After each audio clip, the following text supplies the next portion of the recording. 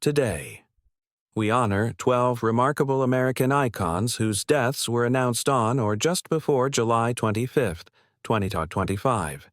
From the global stage of professional wrestling to the soulful strains of jazz and the sharp eye of a photo archivist, these individuals shaped our culture, inspired generations, and leave behind a lasting legacy.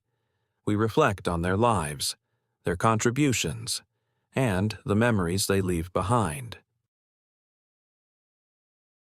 Hulk Hogan, August 11, 1953, July 24, 2025, Hulk Hogan, born Terry Eugene Bollea, was more than just a wrestling legend. He was a pop culture phenomenon, known for his iconic blonde mustache, bandanas, and booming Hulkamania persona. Hogan stood at the center of the wrestling world for decades, rising to fame in the 1980s with the World Wrestling Federation WWF, now WWE. Hogan was the face of professional wrestling's explosion into the mainstream.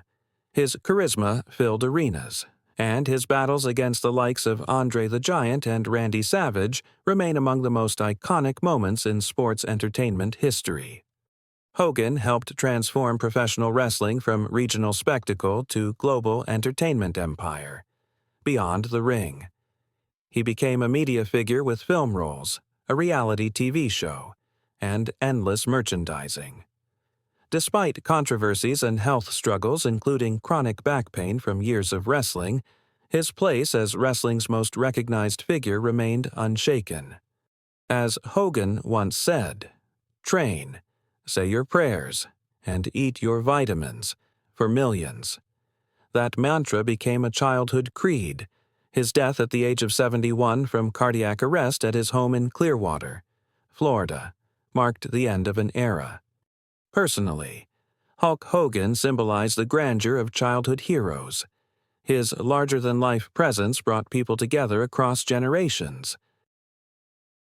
Tommy McLain, March 15, 1940, July 24, 2025, Tommy McLain, the soulful crooner from Louisiana, was a treasured figure in American swamp pop and country music, rising to national fame in the 1960s. McLain's gentle tenor and heartfelt delivery earned him a spot on the Billboard charts with his haunting rendition of Sweet Dreams, which climbed to number 15 in 1966. His version resonated far beyond U.S. borders, also charting in Canada and the UK. McLain's roots in music were deep. As a child performer in the 1950s, he teamed with fellow musician Clint West in the Veltones and the Boogie Kings, helping to shape the swamp pop sound that fused rhythm and blues, country, and Cajun influences. His talents extended beyond vocals. He was a skilled instrumentalist on drums, keyboards, bass, and fiddle. His authenticity and deep Louisiana drawl became his signature. He remained a beloved figure in Southern music circles for decades, even as mainstream fame waned. In 2014, British pop star Lily Allen named one of his covers among her all-time favorites on the BBC's Desert Island Discs, a testament to his cross-generational influence. McLain passed away at the age of 85, leaving behind a legacy of timeless melodies and Louisiana soul. His music evoked a sense of place, of heartache and beauty that only someone raised in the bayous could convey. For fans, McLain was more than a singer. He was a storyteller with a voice full of longing and grace. Michael Ochs, February 27, 1943, July 23, 2025. Michael Ochs was not a performer, but he was essential to the story of American music. As a photographic archivist, Ochs amassed one of the most comprehensive and important collections of music photography in the world. His Michael Ochs archives became the go-to visual record for rock and roll history, from candid shots of the Beatles to rare behind-the-scenes images of Janis Joplin and Jimi Hendrix. Ochs' journey began with a passion for music and media, and over the years, he curated more than 3 million photos, proof sheets, and negatives. These images were licensed for books, documentaries, films, and albums quietly shaping how generations of fans visualize the legends they love. The Los Angeles Times once called him America's preeminent rock and roll photo archivist. His commitment to preserving musical history made him a steward of culture. When he sold his collection to Getty Images in 2007, it only further expanded the reach of his life's work. Ochs died in Los Angeles at age 82 after living with Parkinson's disease and other health issues. Lawrence Bossidy, March 5, 1935, July 22. 2025, Lawrence Larry Bossidy was one of America's most respected corporate leaders and management thinkers. Rising through the ranks at General Electric over 3 decades before becoming CEO of Allied Signal, and later Honeywell, Bossidy was at the forefront of U.S. industry and innovation in the late 20th century. He was known for his no-nonsense leadership style, sharp intellect, and commitment to business excellence.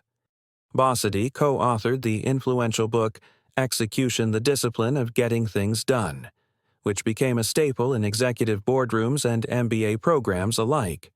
He believed in accountability, alignment, and relentless follow-through principles that defined his leadership philosophy. Outside the corporate sphere, Bossidy was a devoted husband, father of 9, and grandfather of 31. He earned his degree in economics from Colgate University and maintained strong ties to his alma mater throughout his life. He passed away peacefully at age 90. His legacy is felt not only in boardrooms but in the countless leaders he mentored and inspired. Bossidy's passing marks the end of a chapter in American business thought his ideas will continue shaping organizations for generations. Emily Kranz, September 24, 1942, July 22, 2025. Emily Kranz was a captivating actress, singer, and dancer who bridged cultures and crossed borders. Born in the U.S., but raised in Mexico. She became a beloved figure in Latin American cinema and television during the 1950s and 1960s. Her elegant voice, expressive dance, and screen presence made her a favorite of audiences throughout the Spanish-speaking world. Her early performances in Tucson's local community events showcased her charisma at just 10 years old. As she matured into a professional entertainer, Kranz starred in numerous films, celebrated Mexican Independence Day festivals, and even sang devotional songs in homage to the Virgin of Guadalupe. Her artistic identity was deeply rooted in both her American and Mexican heritage. By the 1970s, she had largely stepped away from the spotlight, yet her influence endured. Kranz remained an icon of bicultural artistry, a representation of the fluid identity many Mexican Americans share. She passed away at the age of 82. Though her filmography may have ended decades ago, Emily Kranz's legacy as a cultural bridge and symbol of youthful joy remains timeless. Chuck Mangione, November 29, 1940, July 22, 2025, Chuck Mangione brought jazz to the masses with his smooth flugelhorn sound and genre-blending arrangements. Mangione helped redefine what jazz could be. His 1977 hit, Feels So Good, was a crossover success, played in jazz clubs, grocery stores, and stadiums alike. It became a symbol of joyful, accessible music in an era of experimentation and fusion. Mangione got his start with Art Blakey's Jazz Messengers in the 1960s, later forming the Jazz Brothers with his sibling Gap throughout his career. He released over 30 albums, combining jazz, pop, and classical influences with emotional expression. His distinctive presence bucket hat, smiling face, horn in hand was beloved by audiences around the world, beyond music. He voiced a recurring character on King of the Hill, poking fun at his own image while remaining deeply admired in the jazz community. He passed away peacefully in his sleep at age 84. Chuck Mangione's music never demanded attention. It invited you in with warmth and generosity. His songs feel like sunshine, and his legacy will always feel so good. Ozzy Osbourne, December 3, 1948, July 22, 2025. Few names loom as large in the annals of rock history as Ozzy Osbourne, known globally as the Godfather of Metal and the Prince of Darkness. Osbourne rose to fame as the frontman of Black Sabbath, the pioneering band that shaped the sound of heavy metal. From the moment he stepped onto the stage in 1969, Ozzy redefined music and rebellion for generations. His raspy vocals, on-stage antics, and raw authenticity earned him a cult following that stretched from Birmingham to every corner of the world. After parting ways with Black Sabbath, his solo career soared, starting with the platinum-certified Blizzard of Oz in 1980 and continuing through the 1990s with hits like Crazy Train and No More Tears. Yet Ozzy's legacy went far beyond music.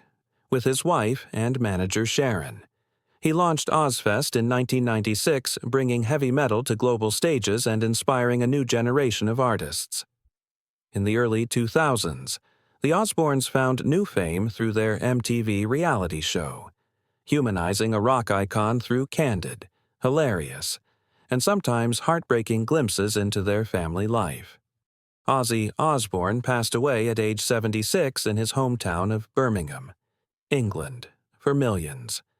His voice wasn't just part of a song, it was the soundtrack to youth, rebellion, and resilience. As the final curtain falls on one of rock's greatest legends, the echoes of his music will never fade. Helen Cornelius, December 6, 1941, July 18, 2025. Helen Cornelius was the gentle, heartfelt voice behind some of country music's most romantic duets of the 1970s. Born Helen Lorene Johnson in Monroe City, Missouri, she found her greatest success alongside Jim Ed Brown, with whom she recorded the hit I Don't Want to Have to Marry You, a song that topped the country charts and captured the hearts of millions. Cornelius launched her solo career in the early 1980s, following years of chart-topping duets, though she never replicated the same level of fame alone. She proved her artistic range playing Annie Oakley in Annie Get Your Gun, releasing original music, and composing songs that reflected her personal journey. She remained active in the music world for decades, briefly reuniting with Jim Ed Brown in 1988 for a nostalgic tour that rekindled memories of their golden era. Helen passed away peacefully on July 18, 2025, at the age of 83.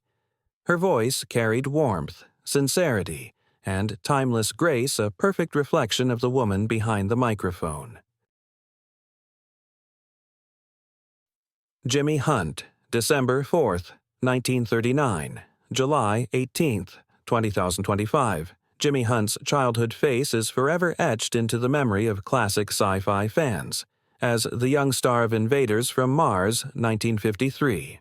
He captured the paranoia and wonder of an era defined by Cold War tension and cinematic imagination. Born in Los Angeles, Hunt acted in over 20 films before retiring from the screen as a teenager. He later served in the U.S. military and was stationed in West Germany before returning home to build a career as a businessman in California.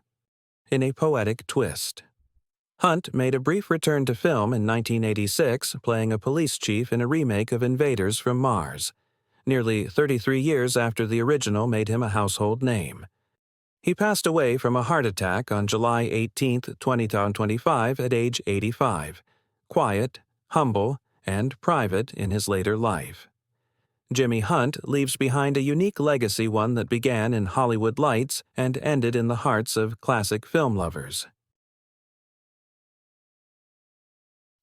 Tom Troop, July 15, 1928, July 20, 2025. Tom Troop was a stage and screen veteran whose career stretched from the golden age of Broadway to 21st century television. A gifted actor and writer, he trained under Uta Hagen and Herbert Berghoff in New York before launching a decades-long career in theater, film, and television. Though Troop never sought celebrity status, He became a respected figure within the acting community, known for his dedication to the craft and for his role as a mentor to younger performers.